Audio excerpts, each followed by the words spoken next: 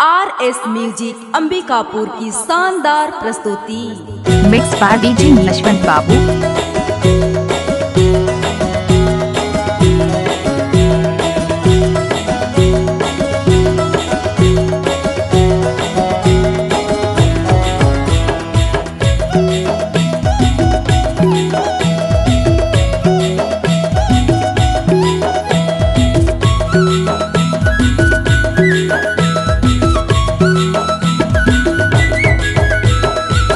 रे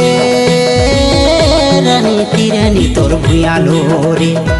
अलथी कालथी मांदर झोले तिरनी तोर भुयालो रे ओहरे दे राजा तिरनी मोर भुयालो रे अलथी कालथी मांदर झोले तिरनी मोर भुयालो रे खेला खेला खेला डीजे लक्ष्मण बाबू।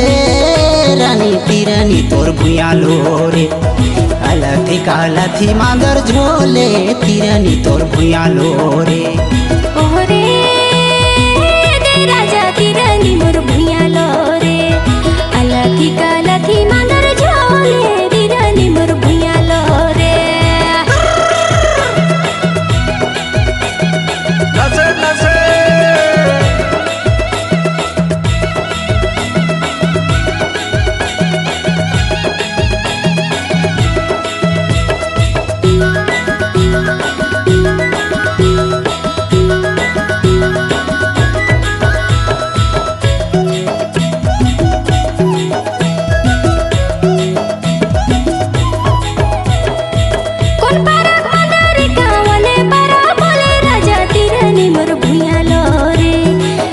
संगी सिकरी जोराए तिरनी मोर भुयालो रे खेला खेला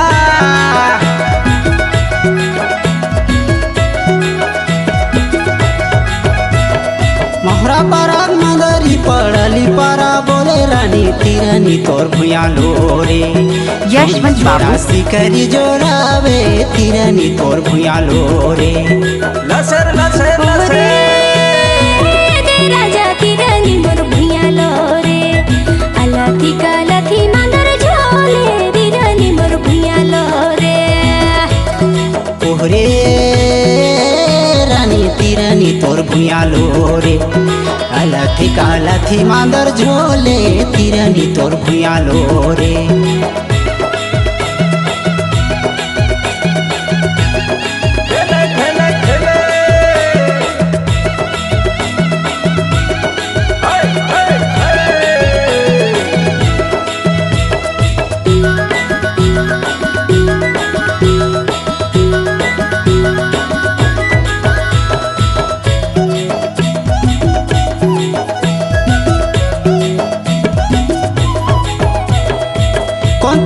गीत गावे कोने तो बजावे रानी तिरनी तोर भुयालो रे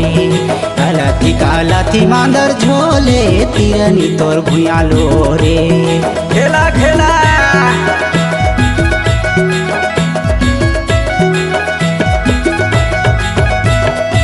दिल बोधन गीत गाए रवि तो मिक्स बाय डीजे लक्ष्मण बाबू। मोर भुयालो रे अलथी कालथी मांदर झोले तिरनी मोर भुयालो रे ओहरे रानी तिरनी तोर भुयालो रे अलथी कालथी मांदर झोले तिरनी तोर भुयालो रे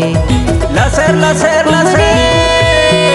दे राजा तिरनी मोर भुयालो रे